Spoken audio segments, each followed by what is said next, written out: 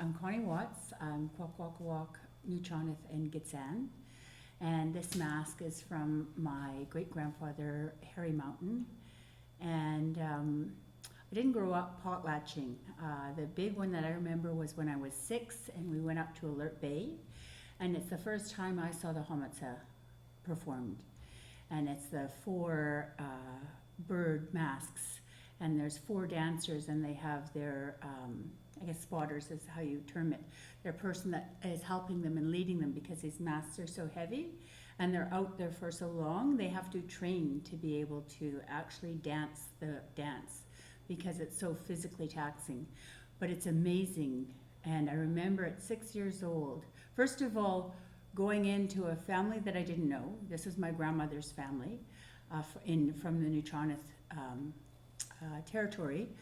And we went in and it was still, you could feel the presence of the potlatch bands, because you still drove in under tree cover through this tiny little road, and I thought for sure when we got off this little ferry that we were lost.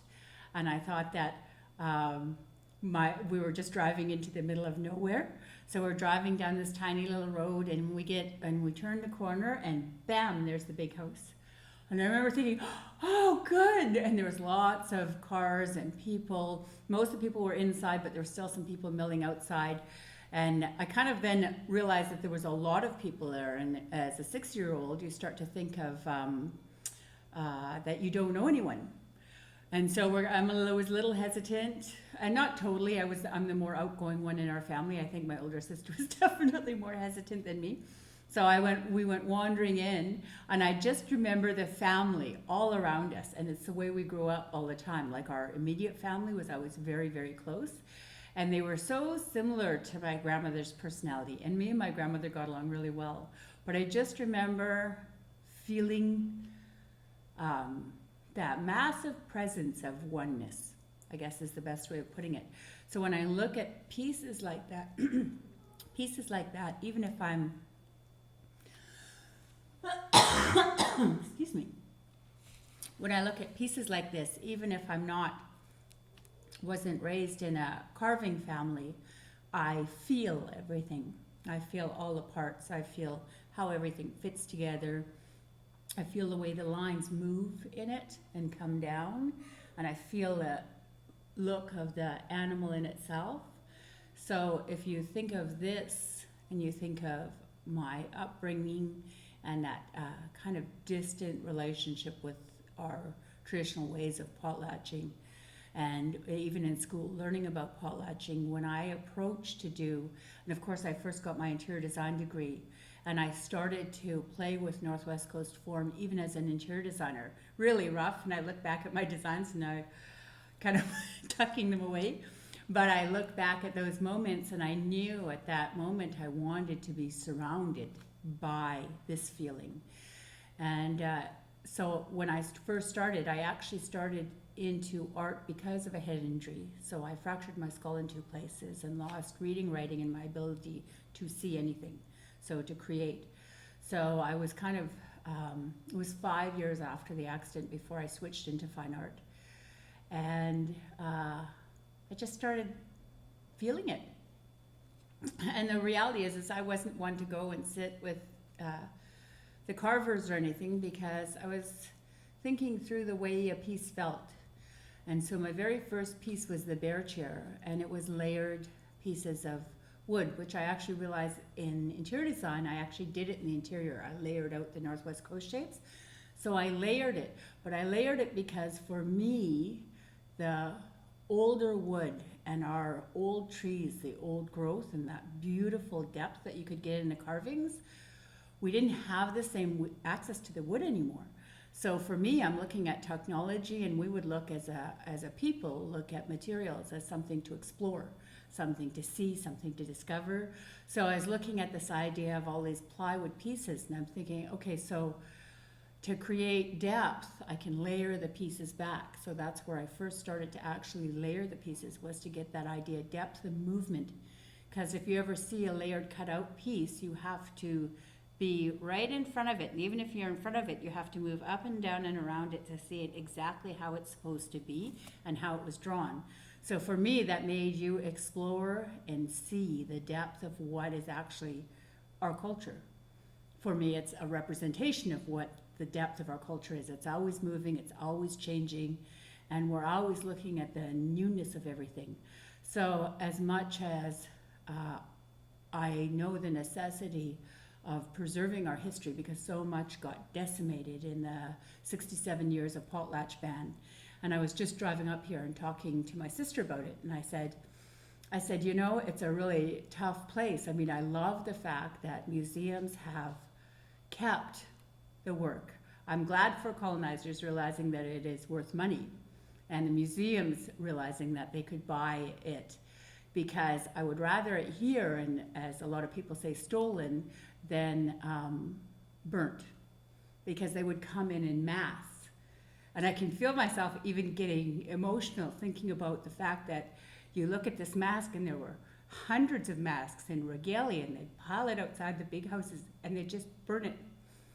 And I can't imagine, because these are living beings, right? And for us, they're living beings. So when you think of that as a marking of some I guess, ignorant way of seeing a culture and not respecting it, that I would rather have it preserved somewhere where I could come and visit it again than have it gone forever. And we never really believe in things gone. So I mourn a little bit, and I mourn more of the actual depth of the stories that we had and the pieces that were there.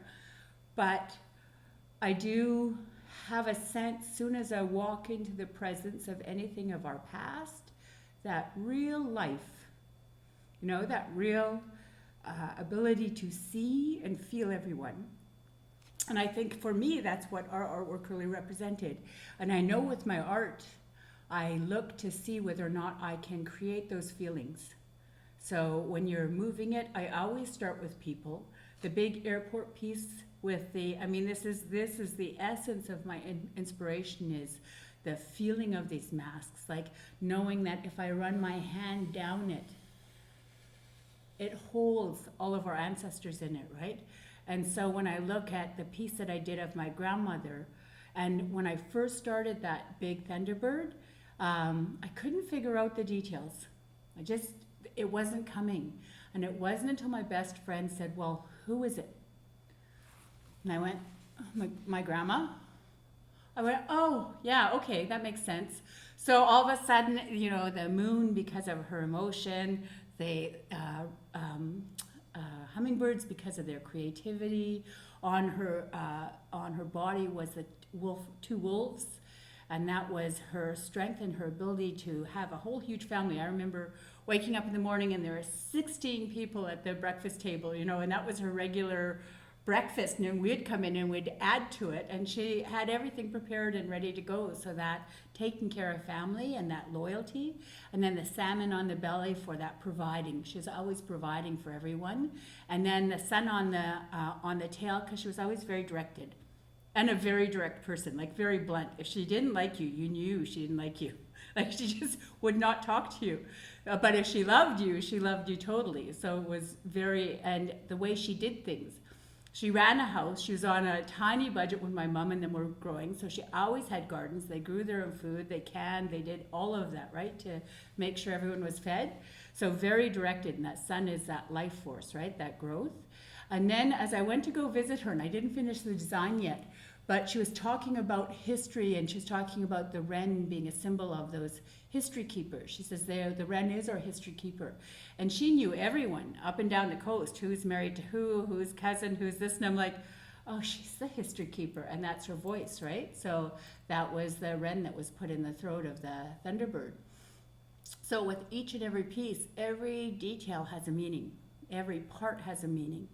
And I think when we were in the big house and we were looking at our feasts and our dances, everything had meaning, whether or not they were talking of the immediate now, because of course potlatches were alive. There was new things being written, new dances being created. There were the ones that were the stability and came from the whole community, that were that symbol. But it was so much life. So with all of my work, I try to keep that life in everything and try to express little facets all over. So you never can just be given one answer. You have to discover as you go through. And the meaning to you may be totally different than the meaning to me. And I know I just taught an art class for Vancouver Island University, and I started it 2 years ago. And they brought me in going to teach First Nations art. And I said, I don't know if this is the form line, right? I don't know our historical way of doing form line. I said, I do it in how I feel. I create how I feel. I said, I'll do something. So as I was getting closer to the class, and I was trying to think, so first of all, that's when I started to realize that I could describe our nation, describe how I feel our Indigenous knowledge works. So I started to talk about our genius. Did you need to take a break? Okay. So I started to talk about the way that we, for me, we were geniuses. I mean, as a First Nations person, I can feel myself, kind of looking down, because both Mom and Gran would be saying, we don't brag about things. And I said, but in this world, we have to frame it that way because people won't understand it. But if you think of the fact that we were exploring, we just didn't dominate over cultures as we went in them. We were exploring all the way down to New Zealand and all the way to China and Japan and everywhere, gathering this knowledge and sharing our knowledge and being this being in symbiotic relationships with everyone around us. And we were, our canoes were all different styles, and some were sea-going canoes.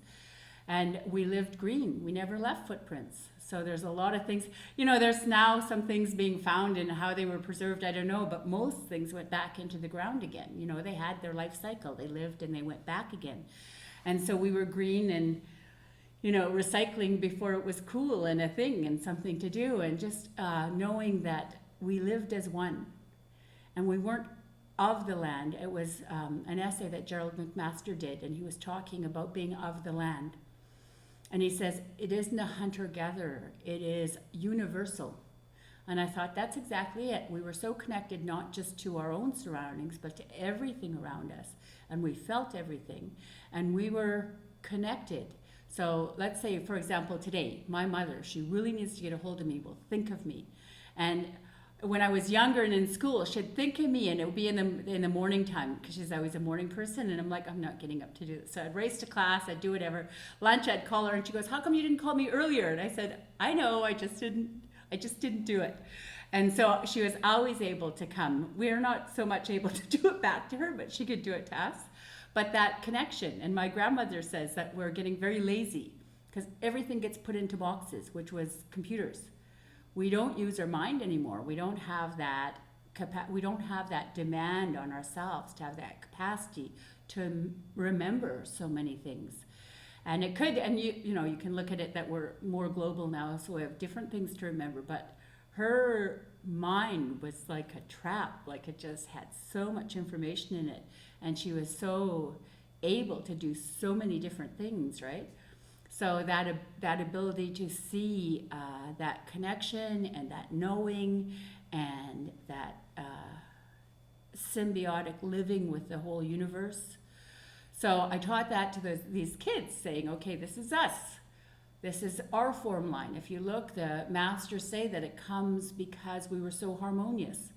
That we lived as one, and it's a symbol, our shapes, forms, and styles, because there is no First Nations words for ovoid, U-shape, S-shape. Those were made up to describe our work, which is, we all start to refer to it now because that's the way it's kind of been dissected, like science does.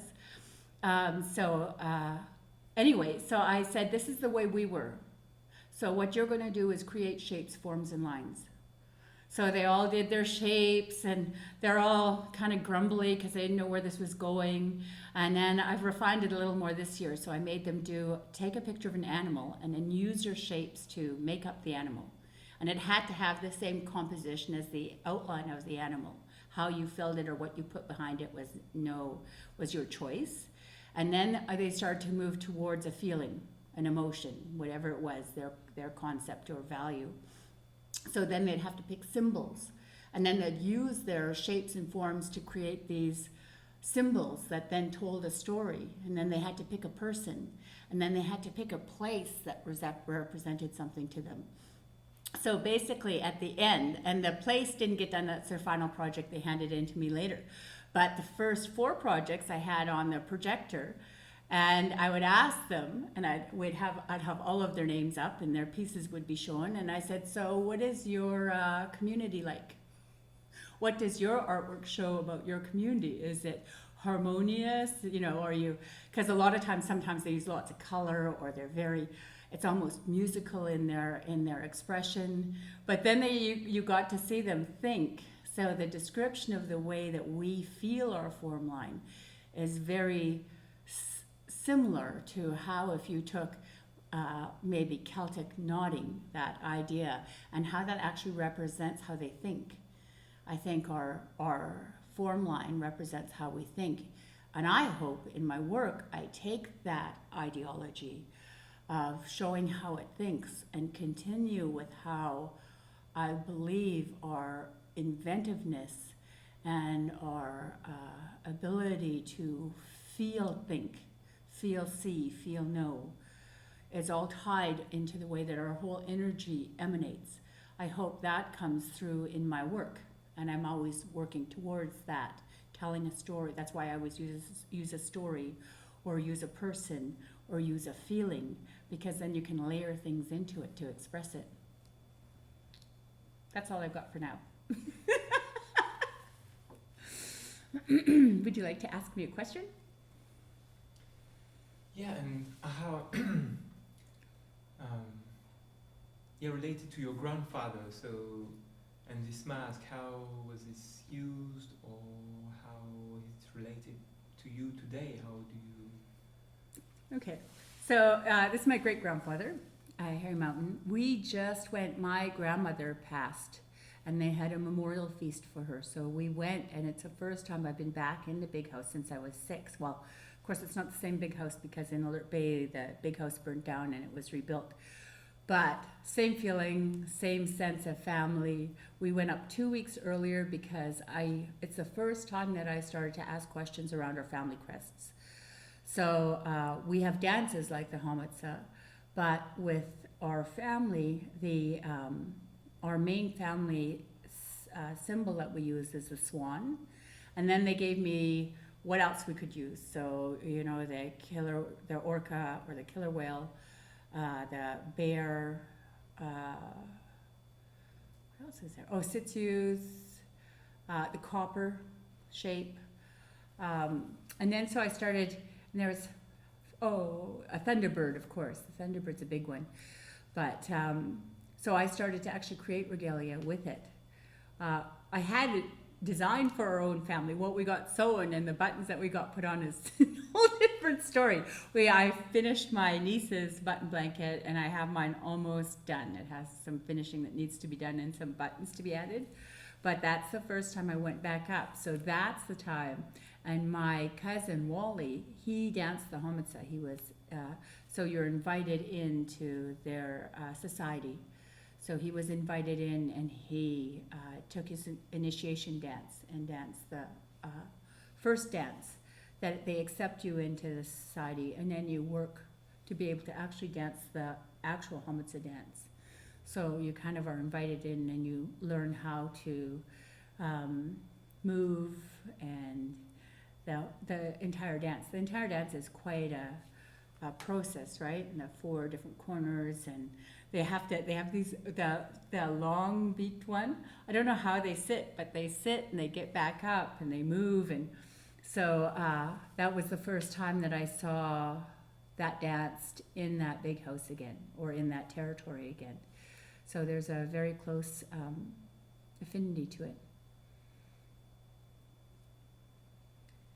And what about your work today at Car? How this came about, and what you'd like to achieve there? That's a whole nother thing. So, like the course that I taught at Vancouver Island University, where it's teaching art not from from a point of view of saying this is us, so just copy it, but that real living and understanding. And I think in Emily Carr, because it's a smaller university and it's art, design, and media, that we can start looking at Indigenous knowledge implementation in really meaningful ways. Not just an added on thing, but something that has true direction. So when Brenda's one of my best friends, she's the director there. So she was talking about this job, and she was saying that she was going to post it. It wasn't posted yet, and so we're just sitting there. I was visiting her. We're having a PJ party. So we ended up talking about this job, and I was saying, well, what is it? And she goes, oh, you work in the department. Really, she wants to retire, and she needs her predecessor to come in. So has that in her mind, and so I thought it would be a really good fit. I've never really worked. I've always worked for myself. I've always done my own things.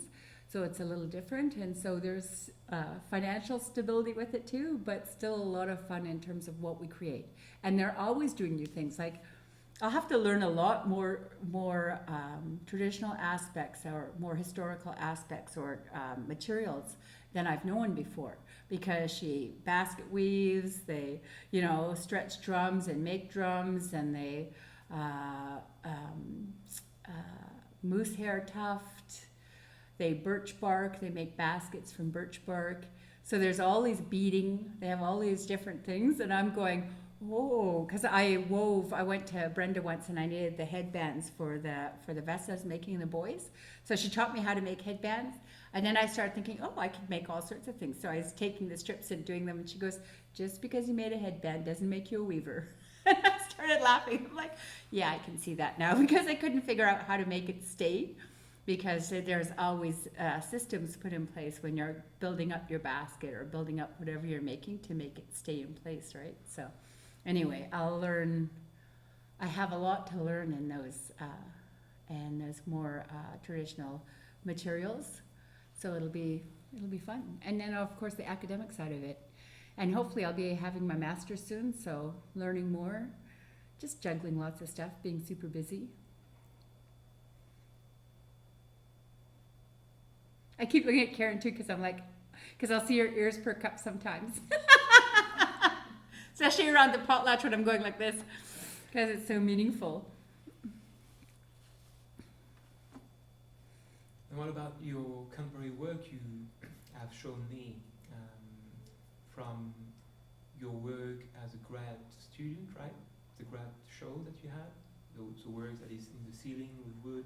Oh, that's at the Harborview Medical Center. Yeah, this one to now. How is this transformed? What's different? So, I realized I had childhood trauma when I was very young, and I realized that design was a way to access my creativity, but still kind of have a shield up. Because you're not designing for yourself, you're always designing for other people. So I think that when I had this car accident, it made me, I didn't remember anything that happened before, so it took everything away. So when I started to create, I had no real boundaries, and I had no real sense of reality, because if you think of the grad piece being this big bear, wolf, and raven, and I think we had the templates cut 5 weeks before the grad show. And I'm still like, yeah, no problem, we could do it. Yeah, no problem. So we did this huge piece. And then even the airport piece afterwards, and they're saying, oh, can you do this at home? I didn't even have a studio set up. So I'm like, oh yeah, we could do that. And then I get to Port Alberni, telling Mom, I need a studio. And she's like, can't, because I was building stuff out of her basement. And she goes, you can't do it in the basement? I said, I think it's going to be a little too big for your basement. So she went and found the building. She talked to the band. They had an empty building, so I rented that building. But I was setting up things as I was going too, right? So I look at the way that I was producing back there, and a lot of it was just instinct. And I think sometimes, and it'll rebalance out again, but now that my thinking mind and I have all of my history back again, I still struggle with being seen. You know, that exposure of being seen. When I built my house in Port Alberni, and I knew it was a statement. I knew I designed it to express what I was feeling on that land.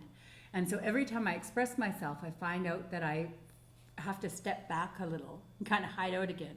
And okay, I'm ready, and I'll go back out again.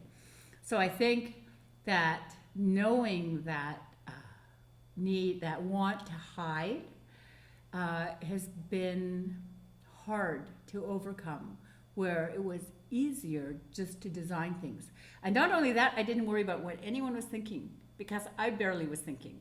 So when I was first getting out of school, a lot of it was just going, feeling materials, making stuff, feeling materials, making stuff. My mind is much more busy, but I also think that my expression of what I'm talking about now has more depth. So even if it's not, even if what I want to produce will take a lot longer and won't be as quick as my bigger pieces that I initially put out, I think that what I'm feeling and what I'm knowing about our culture will be better expressed. I'll take the time to see and express it. So, but there's that balance. I'm still doing interior design projects, which are quick. You know, you are in it, the architect's building, and you have to get stuff done.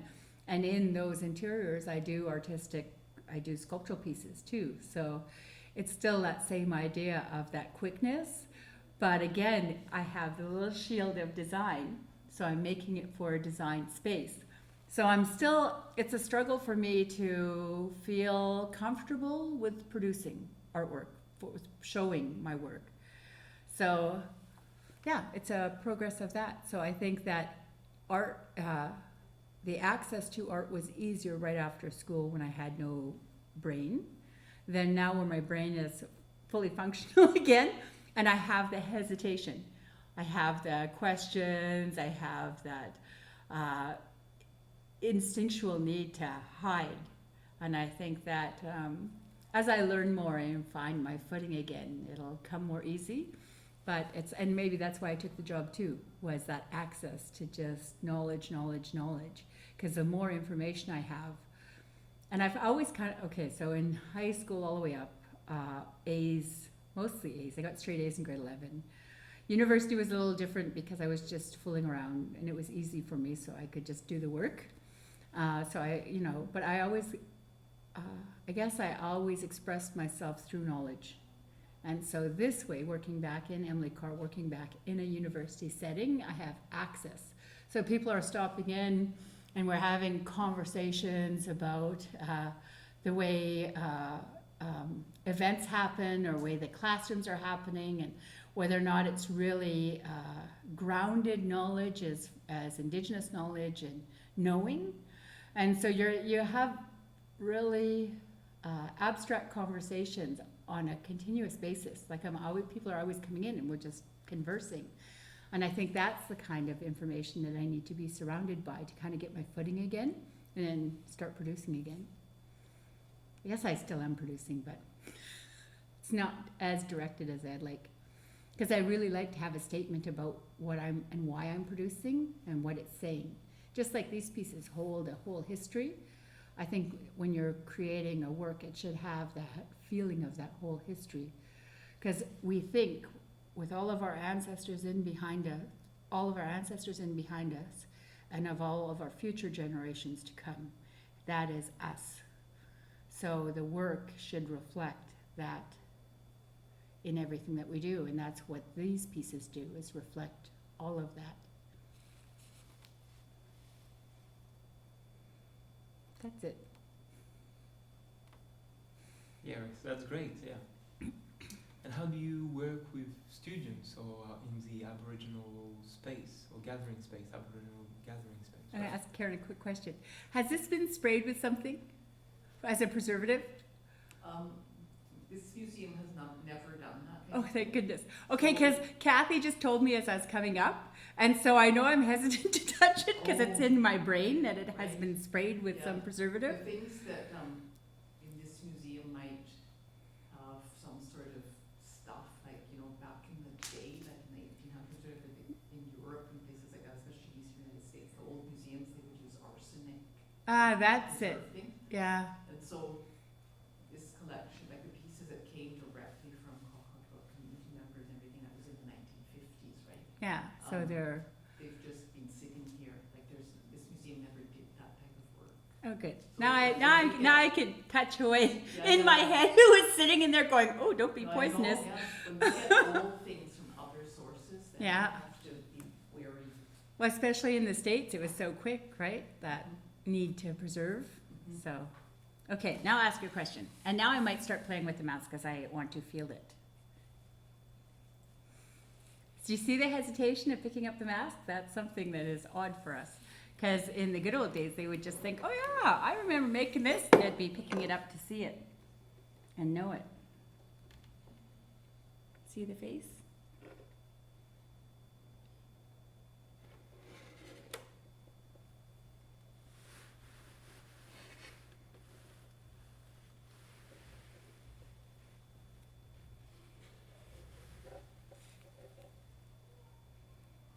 Looks like a frog underneath it.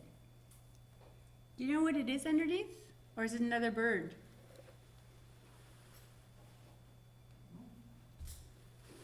Hayimhima means I don't know in Neutronic. It's the first thing I learned a lot of languages is how to say I don't know.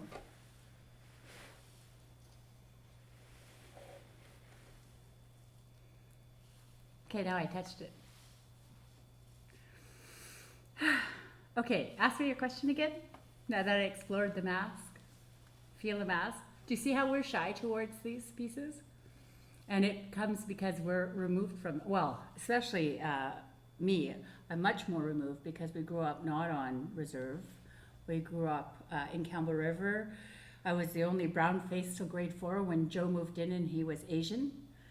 So I had the only real dark hair, and then he moved in. I'm like, hey, someone else with dark hair. And then Bertram came in later on, I think in grade 5.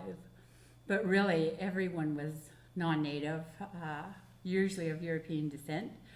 So coming back into this space, and even when we were in the potlatch just recently, I could feel that hesitation, not knowing, and yet knowing. And I think that's the memory that runs in our blood that you have to trust. And then your logical mind that says, ooh, you know, it's so precious. And our ways are that it was alive and it lived. So it would be like walking up to someone and going, ooh, you know, you wouldn't do that. You'd embrace and feel and see them, right? But I do have that. I have that hesitation towards pieces like this when I can, and it could be the power that they go like the feeling with them. Because every time I feel them, I feel like crying because it's things, memories of our people being whole. It's a big thing. I didn't know I was going to cry so much. Would you like to talk about anything else related to that? No, ask me a question now. I'll get distracted again. Then I'll go back and maybe cry some more later on. Yeah, related to your family and the making, are members of your family also makers or artists? No, I am in my immediate family, so my mom raised us, we're 3 girls. I was the creative one. And I always, people said, oh, did you make art from a small child? And I think of the way my grandmother was creative, like she was always crocheting or knitting or sewing or anything like that.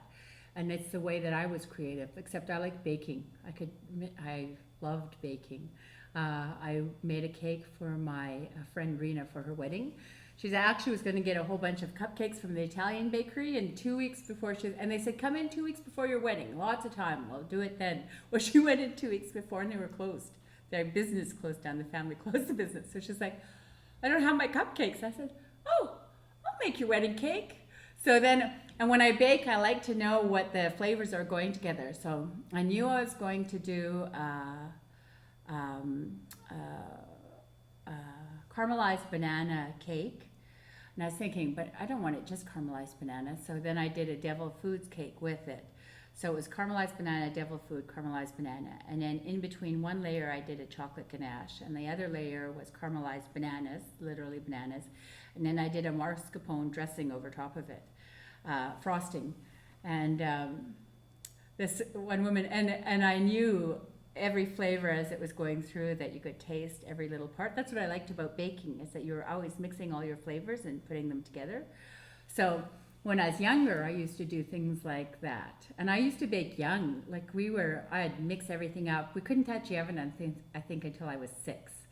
But I was already mixing up recipes. So at age 4, I already could double a recipe, you know, half plus half equals. So we're really good in math after, because just doing that kind of calculation, you get used to numbers. Anyway, so I was baking really young and sewing. I had a little machine, I think, when I was 6. And they made tiny little ones for sewing. So I started making Barbie clothes. And I never had, we were really poor. So I always had to be inventive in how I was going to do things. So I thought, oh good, I can start making all my own Barbie clothes. But being a little mind, you think, okay, the outline of the shape, right? So I did the outline, I sewed down here, and then I tried to stick it out my Barbie and it wouldn't give way to make the volume. So I ran in the closets and I started looking at everything, and I realized there were darts down, that they left space. I couldn't figure out exactly how they did. But I made the simple form, and I made sure that she had room for the head to fit in. So I would just go and look, and that's how my grandmother did everything. She didn't often use patterns with when she was making knitting things. She would just look and see, and I guess she'd count, because she was a knitter from way back when. So I would do the same thing, but with sewing. And when I was really young, I would occasionally get a coloring book. But I wanted to save my coloring book because I didn't want it to get wrecked. So I'd take papers. Mom would always be working in some school system or something, so she'd have blank papers. I'd take the papers and I'd draw out the drawing in the coloring book. And then I'd color that one, because then I had my coloring book still good. So I had lots of stuff like that kind of motivated me. And then lots of crafts, different things. The TV Guide was out at the time, and they had little craft sections. So this one was using old TV guides, and you had to fold them in a certain way. And then I had to go to the craft store and get a clown head, and you cut out the feet out of cardboard, and you used felt for their little buttons coming up. Anyway, I did this whole little clown, and I think you had to fold 5 or 6 Reader's Digests, and they were quite thick, so just folding, and I folded all of them, and then I realized with 2 I folded them wrong. Unfolded them, refolded them all, and my mom said it was so painful to watch. I was saying, it looks good, just use those maybe in the front. And I'm like, no, that's not the way it's supposed to be. So I fixed my little clown. I think she still has that little clown somewhere. So I was always making things, always using different materials. As I got older, sewing wise, would go, and we're always shopping in the thrift stores. So I would find different clothes, so I'd remake them, mix them together, restitch them in a way that I liked, or take them apart and use the materials. So it was always just a process of always looking at the way things go together and making. And my mom got my sister a mechano set. She got me a science set, which I gave to my sister because I never used it, and she gave me the mechano set. But it's those little, do you know a mechano set? Sure. Yeah, with all the little parts and the tie, and I would spend hours. And then all of a sudden my mom would come home and I'd look, and I'd have the drawbridge working, you know. And that's what these masks and things do, right? You can see them. How are we going to make that better? The transformation masks, how are we going to make it work better? And that constant need to just improve on anything that you're doing. But those mechano sets were exactly that, like making drawbridges. I can't remember. Oh, a crane. I made a crane that I could lift stuff with. And I think I made a car or a tractor or something. Anyway, and it was one set. So you put it all together, ta-da, and then take it all apart. So maybe that's very much how we used to think, right? You always just reused. You didn't get new stuff. You didn't store it. It was just reused again. And I never thought, oh, that took so long, I have to keep it. It was not even in my DNA to think that way. You're always looking at, oh, and now I can make something new and take all the parts and use it again. So, yeah, anyway, so that's my creativity when I was young. I was always an academic in school, so always math, chem, physics were my favorite. English, I caught up on it in grade 11 when we had a teacher go back to the beginning. So I started to see the formula of English and the way that it fit together, so I could write better.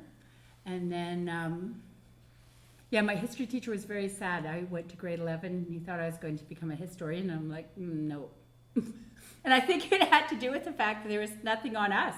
Like Canadian history was there, we weren't even in existence, except for little blurbs here and there. And I'm like, we're not that. We're so much more. So I think in history I'd always be very angry, but I didn't know I was very angry at that time until later on when I look back. And I think I just avoided it. Like I'd do it and then forget it. Do it. The exam would come up. I'm like, yeah, write it, get a good grade, and then forget all of it. So that was kind of, and then design came through. My going to University of Manitoba, my mom knew we were going to university. That was a prerequisite for all three of my sisters, or my two sisters and me, was to go to university. So she came in, and I guess I was avoiding it. I didn't like making decisions. So she had come in, she put the university, when we had calendars then, it was not online anymore. She put the calendar on my bed and said, okay, so what are you going to take? And I said, I'll look. So then she came back in, I said, oh, I'll just look. And she was flipping through it, and she says, doctor, and I'm like, I don't want to get messy. And then she started doing that flipping through, saying things, and I realized that the only way I'm going to figure out what I want to do is by taking away what I don't want to do. So medicine was out of there, law was out of there. There were things that just kept falling by the wayside, and architecture was the thing that stuck. And because it was based in math, it was concrete, and yet creative at the same time. So I thought, okay, but I don't want to go to school for 7 years. So she started, I don't even know how, because you couldn't Google back then, but she started phoning architects across Canada. And it was one in Calgary that said his daughter just went into the interior design program at University of Manitoba. So I came home and she goes, oh, there's this program, I've got her number, you can ask about it. I said, I don't need to ask her. I said, I'm good, I'm going to go to that. And she hated when I said stuff like that, because I always just see things in my head, and if it's a fit and it's right, it's good to go. And so she made me phone his daughter, and I kept saying, well, did you enjoy it? And she goes, it's a lot of work, it's really hard. And I just remember her going on and on, and that's what I heard, right, was her just going on and on, how difficult, it's really intense, it's really, and I'm like, but did you like it? She goes, oh yeah, it was good. I said, oh great, that's good. Okay, thanks, see you later, bye. Click, and I hung up the phone. I said, see Mom, I'm going to go to that. And so we signed, and I didn't know Mom signed me up for UBC, SFU, and UVic, and I got into all of the universities. When the U of M letter came, she gave it to me, and it's the first time in my life I hesitated because I didn't know what the answer was going to be. So I'm opening it up, and I was really nervous. I've never been this nervous in my life. Opened up this letter, and it said, yes, you are accepted into the program. I said, see, I'm accepted. Like I knew I was going to be, but I had no clue I was going to be. So that's when I went into interior design. And it was a car accident that brought me back to Emily Carr and ended up in art. And I always say there is no such thing as accidents. So it is, I always look at my ancestors saying you're supposed to be doing your work and using your gifts. And clearly I wasn't, so they took them back, and then I had to work really hard to get them back. And so now I'm in that flux of using everything I have all the time. So I don't get whacked again, even if it's through an accident in a car, but making sure that, you keep doing what you're supposed to be doing, living the life that you're supposed to be living, and sharing the knowledge that you're supposed to be sharing. That's all.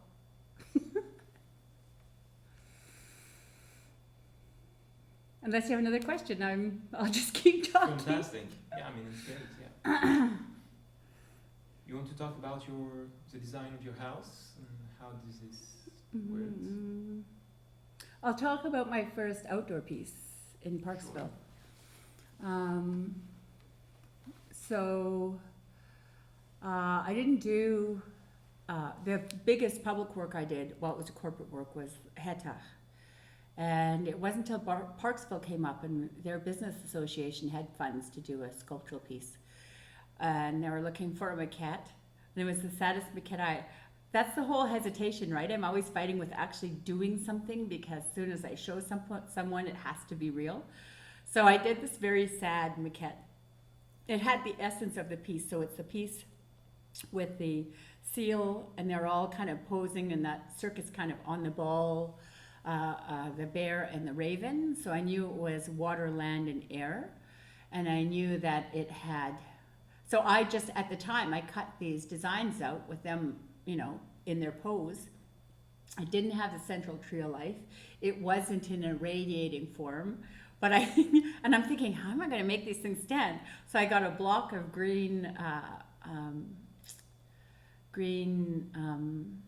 floral, the floral blocks, and stuck them in there. And I'm like, here's your maquette. I dropped it off. It was late. And so he phoned me. And that's me not wanting to do something, right? Not wanting to. So you have very strange things come out, like avoidance, massive avoidance. Anyway, so he phoned a little later and he says, so Connie, we're going to put this out to call. And then they put it out to call. And then he's they were wishy-washy around me doing it or not doing it. I guess their response wasn't what they wanted either. And they kind of liked the sad-looking maquette, my first one that I made. And so he called and he said, I think we're just going to put this off, and maybe, you won't be the first artist to do a public piece in Parksville. You'll be later on. I said, oh, that's great. I said, the budget that I gave you will probably double, but that sounds good. He says, oh, maybe I'll just talk to them one more time before we go. So then he calls back, he goes, yeah, you got it. He says, go ahead. So then I made my reel, because I'm thinking that it's alive now. It's a piece, right? So then that's when I actually built the maquette, and I realized that they were tiered up, so from water, land, and air, and then that central figure of that tree of life. So the story started to build after I always know in essence of what it looks like, and it's not until I'm in it before I see the design. That's the issue with public work in general, is I won't know it until I'm in it to produce it. So a lot of public works, like a lot of city works, they'll ask you for your design up front. It's like, but if you're asking me to create something that's not really going to live because it may or may not be chosen, it doesn't make sense for me. So I've never gone down that public work. But this piece was accessible because it was a business group coming together. So it was a group of human beings sitting around and deciding that this is going to happen. And so when it works that way, it's very easy for me to see the life in the piece and all those little parts. So after I had the tree of life, there was a little butterfly and a bee and a dragonfly that ended up in the top. And it's just that little extra inside of it, and the words down below with explore, embrace, and can't remember what's on the raven. Anyway, entice. So their words came out, the moon on the round shape came out. So it all starts to kind of come to life as I can see it living. So when they said yes, I could see it all coming to life as it was going through. And that's how I tend to work in most pieces. But that was also thinking of outdoor pieces. And because I just worked at the Olympics and had all 50 some odd pieces installed of different artists' works in the 16 venues, I knew all the rules around public work. And the fact that it had to be built so stupid people could climb up it and it would stay intact. Because if they fell off of it and it was all intact, it was their fault. If it broke in any way, it becomes the city's fault, right? So it's built very well and very stable and can withstand people climbing on it. But I went back, and I guess the circles in the cheek of the moon fit a bottle cap, the Heineken bottle cap, perfectly. So these guys someone must have stuck one in, and then they went all the way around. And I was laughing at it, and then I thought, you better take that out. Mom hates alcohol. And she sees a piece with Heineken caps in my piece itself. And I guess I'm a raven, so I realized that's kind of playful. And you knew they were out partying one night, and some genius decided, look, it totally fits easy. So the city, I tried to pop them out, but they were just a little too in there, so they'd have to take them out carefully to actually not wreck the piece itself. So there's funny things like that happen with public works.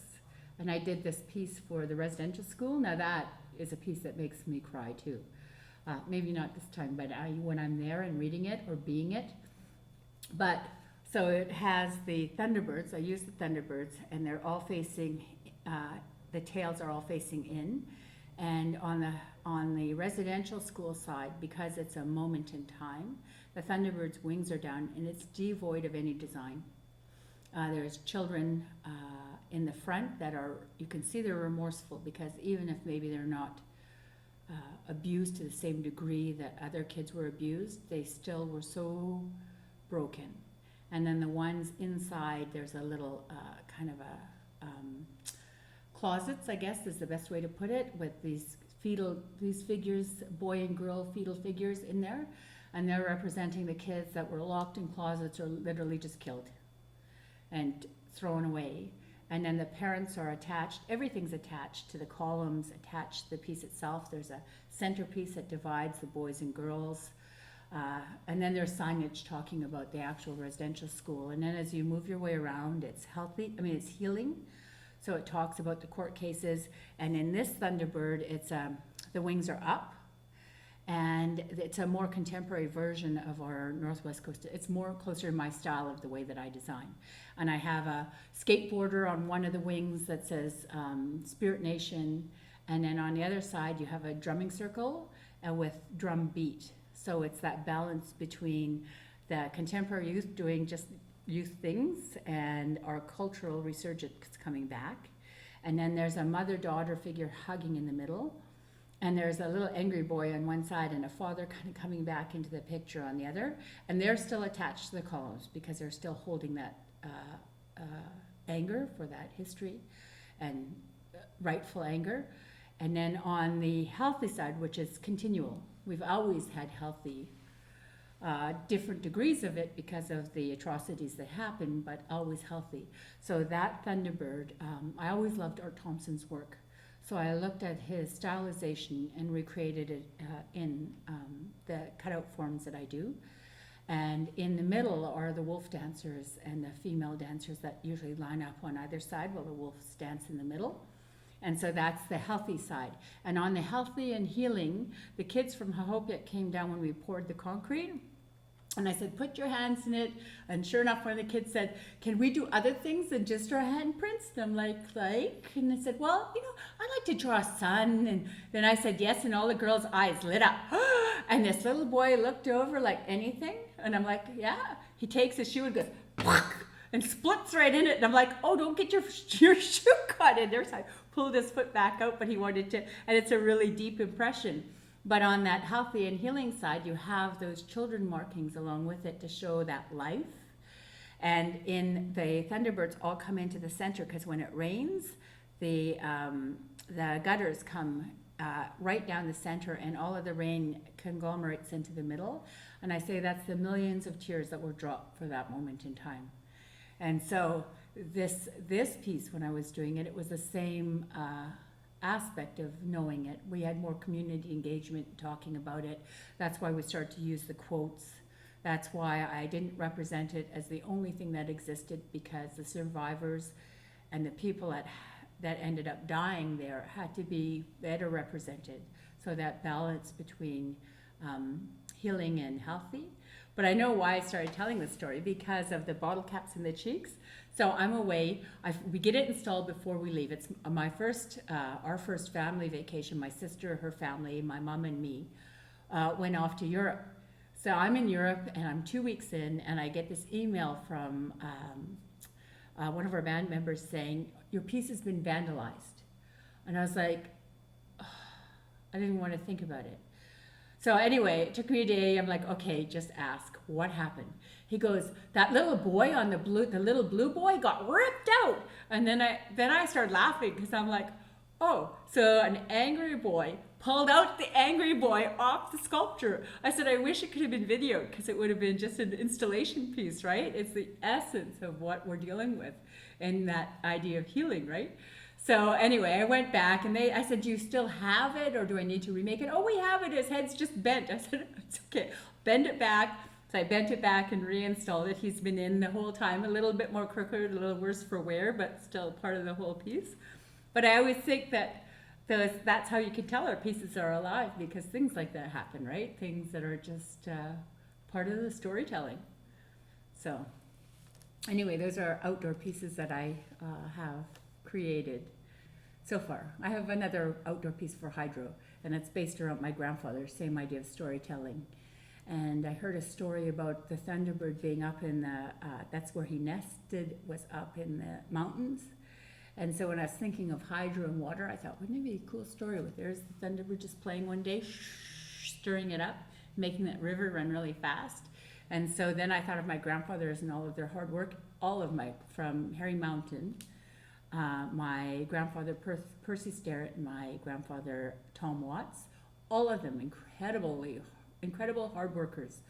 I remember my grandfather, I was out fishing on his fishing boat once up in, we'd go off of Prince Rupert, and they would go out, they'd take their boats all the way up and they'd go days. And I remember waking up and looking at him, and it was kind of nighttime. I must have stopped, had a nap in the afternoon. And I looked, and I started talking to him, but he was just standing there like this. But his eyes were a little droopy, and he was just leaning against, because he had the wall in the back, and the wheel was here, and his hands were on the wheel. But he was so still. And then my sister said, he's sleeping. I said, he's not sleeping. Right, Grandpa, you're not sleeping. And he still didn't say anything. And we watched him. Sure enough, it's like a 20-minute power nap, standing. And I don't even know how they do it. But he would do, you did what you had to do to keep going. Because they had a certain amount of time to get up to where the fish were, to fish, and bring it back into the cannery. So yeah, incredible hard workers. So that piece was all about that feeling.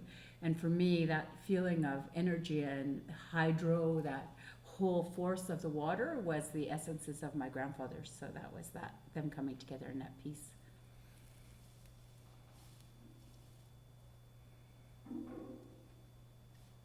That's the end of that story.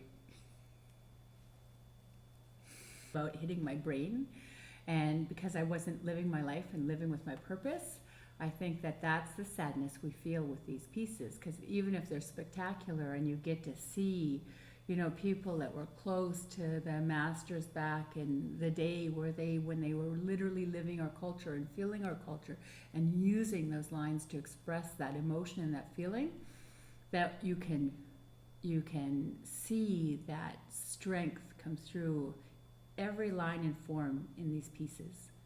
Like you just have that sense, and that's that sense of wholeness, that sense of knowing, that sense of being, as we call it, living our ways and being a human being. Because the term human being had to be earned all the time. It wasn't just a momentary thing, it was an ongoing practice. And I think that these pieces have that sense of that in it. See, Karen got lots of more stuff out. Just popped it out there. And you want to describe the mask in the language, or? No, because I don't speak our language. Oh, okay. I saw. So, but I've taken one language class where I could say and do my xʷməthkվəy, Connie, which means I'm Connie. I can't remember it now. It's been too long. But we learn this introduction in our beginner class. And so I learned how to read it. And one of the elders says, well, it would help if you listened to elders a little bit more. So clearly my pronunciation was still off. And that's our gentle way of all of our people teaching us, right? They wouldn't say, oh, you have to work on this. They say, oh, they'll give you a solution. Maybe you want to go listen to the elders a little more. Because I guess my enunciation and my way that I said the words, we tend to chop it up into its syllables rather than just say the entire word. Like my grandmother was more direct. She'd be like, why are you talking like this?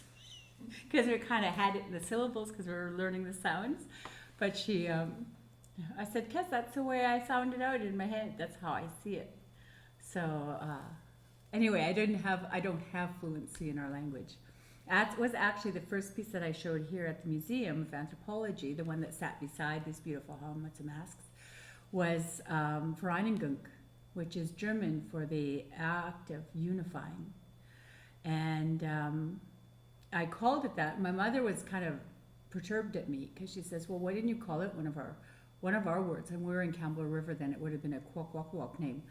But I said, because in school I took French from grade 8 to 12, and I took German in for 3 years maybe, 10, 11, 12. So I had access to those languages. I didn't have access to our own language. It wasn't until my mom and, I can't remember who was working with her at the time, but they started Native Studies, and a component of Native Studies was the language. So they started working on the language, but that was after my time, after I left. I said, so that first sculpture was called Veraningunk because it is that fact that we didn't have access to our languages. We had access to other languages, but not our own. So, yeah. So I can't describe anything in either 3 languages, and I'm very distant from Gitxsan. I think the last time I was up there was 12, really up there visiting the family. And then when my grandpa passed, and when we went and flew into Kispiox, there's the 7 Sisters, the mountain range, and there's a different, when you walk into wherever your family's from, you feel that connection again. And it may be one of our historical pieces, or it could be the landscape, whatever it is, and it's imprinted in everything that we are. So when I went back up, wasn't necessarily my family, I didn't have the same connection with my family up there, but, well, some of my cousins, but seeing this land that we used to spend time in and know and then travel around and all of that same feeling, but those 7 sisters, and there's a huge story with them that I don't know, but I know that they're significant, and you could feel their significance as soon as you come into the space. So it's things like that we keep going up and picking up all these little pieces, right? And I guess that's the beauty of having access to a collection of our old works, because we wouldn't have had it otherwise. There was too much trauma and too much devastation in a lot of our communities, so they didn't, only this, there were some very dedicated, beautiful artists. Art was one, I mean, there's a long list of carvers that came out, but a lot of times, and I didn't realize why our movement, because of course a potlatch banned, so they couldn't create for potlatches, so they would figure out crafty ways to do it, and it was the tourism trade that came in that started people having their right to carve again, because they weren't doing it for, I don't know why they banned our potlatches, but, well, I do know why, I just don't like saying it, banned our potlatches, but they could make it for collectors and tourism and everything else. So there was a big resurgence, and it was in the essay again that Gerald McMaster did. He says it lost a sense of its use, because we did, like I was talking about this piece being made for someone, so that person that was crafting it was making it for that particular person. So there was still stuff, especially in the Kwakwaka'wakw area, they never quit potlatching. And I found out in Comox, they never quit potlatching. They would just do it in kitchens. So Christmas time, they'd start potlatching, because no one would question all the family coming in and piling into the house, and they'd give out the names and they'd sing the songs, and no one would come and stop them. It wasn't in the big house, but they would continue on their ways, right? So we always found different ways to continue. But I know that and it could be the strength of these pieces from the Kwakwaka'wakw territory, that they never quit. They never quit potlatching. Things would get burned, people would get tossed in jail. I mean, I'm just trying to figure out, in Alert Bay, so we're up there, even Village Island is further away, very remote, how, in their sense of mind, they had boats that had to travel days and days to get up there just to catch people potlatching so they could burn their stuff. I was thinking, how dedicated of a destructive force do you have to be to actually go to that distance to destroy a culture that's still living on? You know, we may have got marred a little, we may have got marked up a little, but we're strong still. So finding that strength in everything. But yeah. So this piece always, pieces whenever I go anywhere, and I know they're tied back to any of our family, has that same sense of whether or not it's a place. When I went back up to my grandfather's and the 7 sisters, or coming and feeling one of my great-grandfather's pieces, or even going in and finding some of the new Choneth. We used to have a lot of weavers in our family, in our territory, and seeing the grass weavings, they all have that same, like life has just entered into me. And it's such an amazing feeling. So it's a big honor to be able to have this piece here. Even if there's a little sadness, there's a big honor that goes with it too.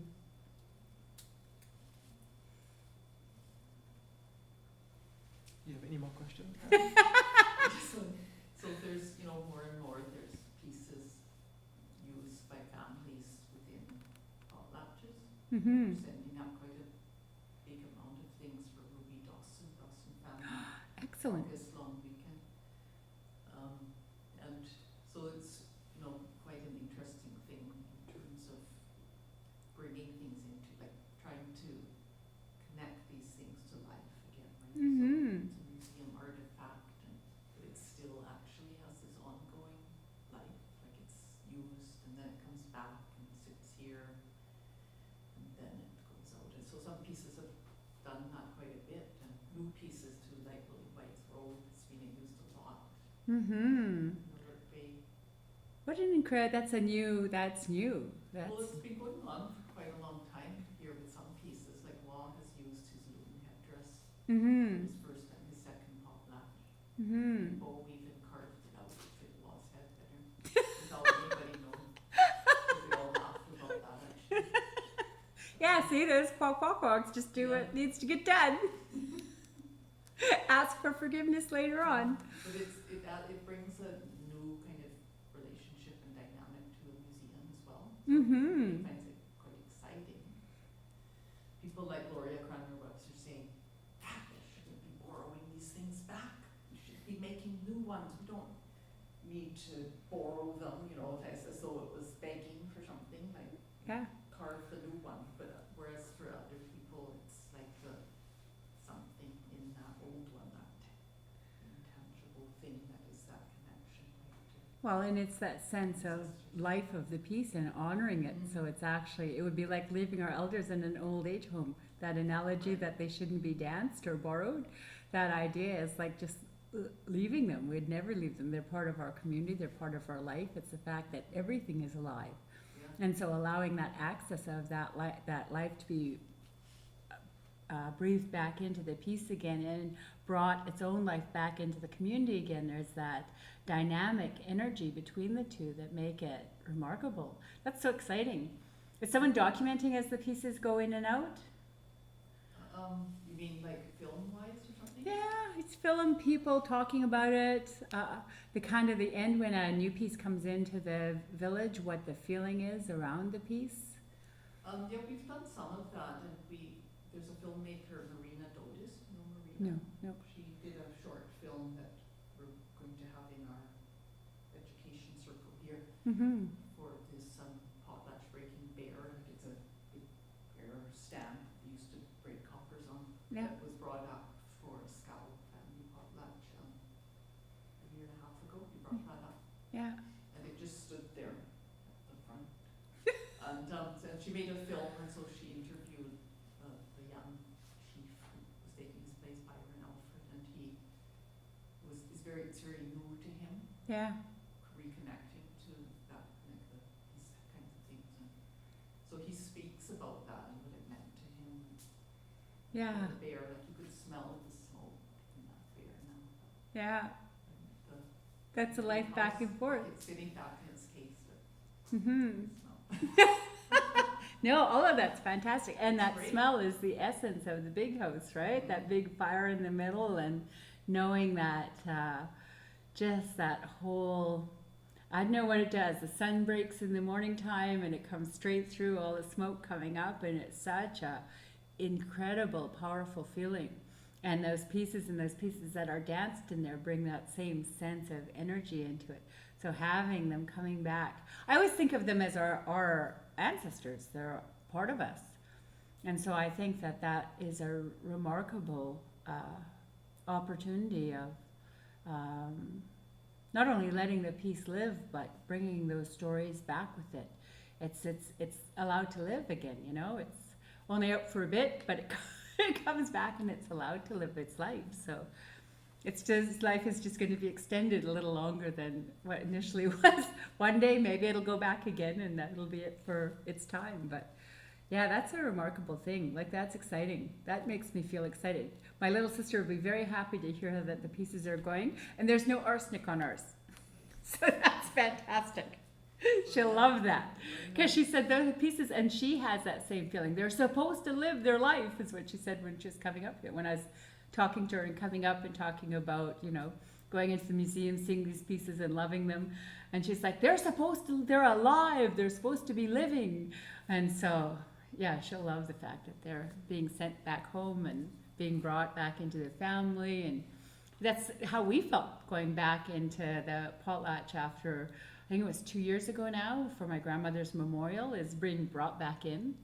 I actually did a piece called, for PARLEY 6767, The Thunderbird Woman.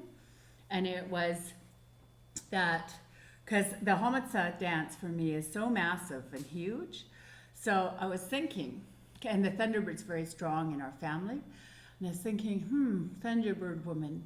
Then I kind of thought some more, and I thought, wouldn't it be incredible for this to honor, because I know so many of the women have been knowledge keepers for what has been lost.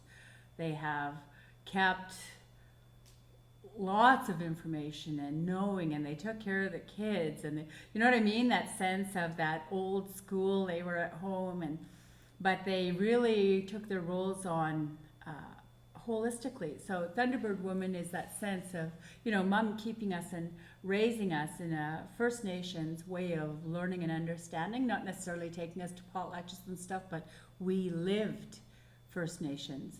So I thought all of these women that have that strength inside of them. So Thunderbird Woman started going, and then I started seeing her in the big house and coming in and feeling shrouded. And that was a direct response from feeling that the xʷməthkվəy dances and feeling, and when I was first growing up, they started to say, oh, it's only men allowed to dance it. And of course the women came back and going, no, it's people dance the xʷməthkվəy masks. So anyway, this idea that first of all kind of men dominated in the big house again, and I thought there's been nothing that recognizes that strength of that female embodiment of knowing and being and that survival. And so the Thunderbird Woman is entered in, and she's shrouded in white cloth and layers, rags, tons of it kind of layered over top of her. And so you see this figure in this white shroud entering into the big house, and these 4 supernatural beings are around her, guiding her in. And I described it, and I don't have I haven't designed them yet, so I don't have them in my head, but they signify different things like our ancestors, the energy of the universe, life itself, and I can't remember, the fluidity was the other one, so the water and the wind and that movement of energy. And so they bring her back into the big house, and it's the way that we've been kind of removed and feel distant from it. And so they gradually start as they are chanting around her. And I always thought I should get together with Juan. He can write music for it. Anyway, they're taking these shrouds off. These 4 supernatural beings are taking these shrouds off and putting them in their little pouches that they have. And their masks are designed based around what they represent. And as they get down to that final shroud, it's a big cloth. They each take a corner and lift it up. And when they lift and move it off of her, you can see her wings, but her head is still down. So they start to use, and they all have 2 staffs, and they're designed for their energy that they carry. And they start to dance around her, right? And bring that, and it's almost like an idea of that cleansing, right? That movement of that cleansing, whether or not it's with branches or smoke or whatever it is, that they start to move around her. And as she feels their energy going through her, you can see her head kind of coming up, and she kind of starts moving, and then you see her Thunderbird, right? And you see her wings. And I always imagined this, because of all our technology in costume design, as being bigger than anything that has been around. So you see her wings sitting here, and you see her head, and you see her kind of looking around, and the ancestors are still, the supernatural beings are still around her with their staff, moving her as she's going around the big house. And she's searching and looking at people and kind of, you know, leery, but kind of curious and welcoming. And then as she starts to feel her strength, she goes up to each of the supernatural beings, and they then part into their 4 corners. So she goes up to each of them and thanks them by dancing, by giving them energy back again. And when she leaves and moves on to the next one, they go into the center, and all the white shrouds that they put in their little pouch, they give back to the fire, because it takes it and re-cleanses it, right? And so she moves around to all 4 of them, thanks all 4 of them. They all throw the shrouds back into the fire. And then they all start coming around. And then the beat picks up, the energy picks up. And they all are dancing in and around her. And they all stop with their staffs and bang them down. And when they bang them down, her wings open up and her head flips up. She's a female figure in the tree of life. And then that's the end of the performance, is her just opening up and being whole again. And in this tree of life, you have the children, you have the families, you have all of that sense of life that she carried. So what I made for the show was the Thunderbird Mask, which could not be danced because it's way too heavy. It was my first carved piece. And I made the wings that went around that sat with her. But it was born from that story and that feeling of the being in that big house again and seeing and feeling these dances and feeling that life. So one day I'll create that piece, the whole piece. So I don't know if you knew that story from that. Yeah. They just did you see the book that the Comox Art Gallery did with I never can say the Comox dance group. No, I can't say it. Starts with a K anyway. It's the Evertsons family, their dance group, but it's online and it's a downloadable online catalog. And it goes through what they did. So they were in collaboration with the gallery. And so we had a gallery opening, like a normal gallery opening, with the exception of, it was very First Nations. And they welcomed us all in and did their dancing and opened up the actual show. And then the show was open. And the next day we went down to their big house. And they did a performance, like they perform all the time during the summertime. So they just talk about the dances, talk about what happens. But that's what that piece was made for. And that's why when I learned about their potlatching in their kitchens. So one of the guys had a old recorder, you know, the big wheeled recorders that they had the tapes that went through. And so they have a lot of their songs recorded too, which is fantastic. But it was just incredible. That was a whole nother bringing back into the potlatches and realizing that the band went on for 67 years and it's been 67 years after it. And I still feel hesitant to be close and around it. And that comes from my grandmother being so terrified of us doing anything First Nations because it meant life or death to her. It was so dangerous to be First Nations in her time.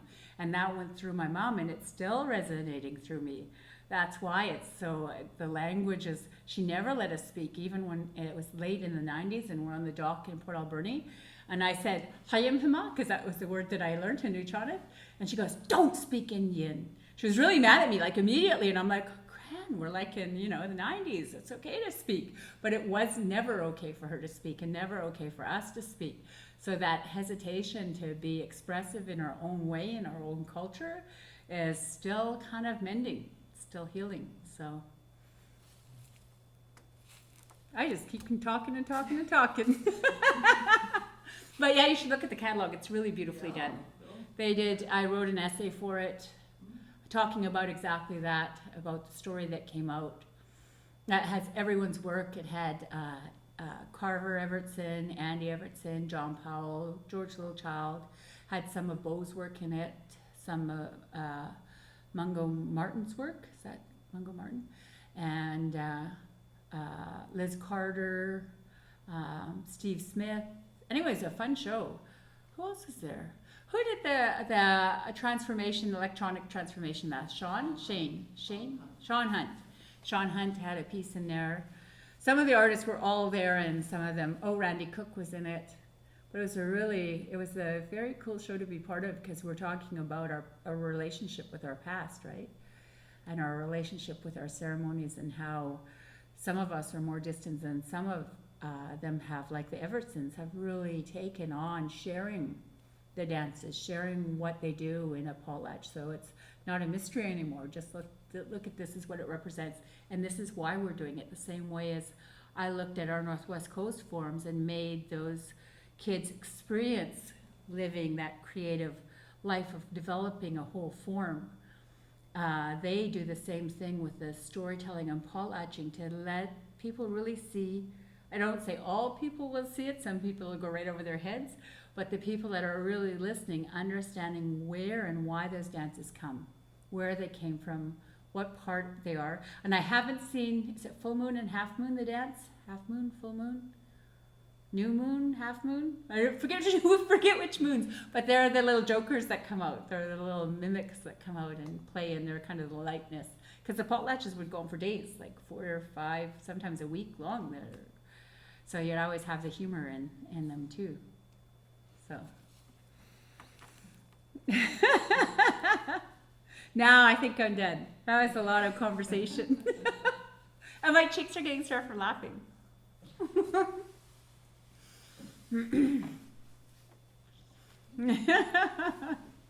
But yeah, check out the catalog. It's good. I remember hearing about the show.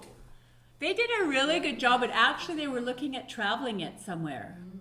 I don't know about, yeah, I know they're looking at traveling it.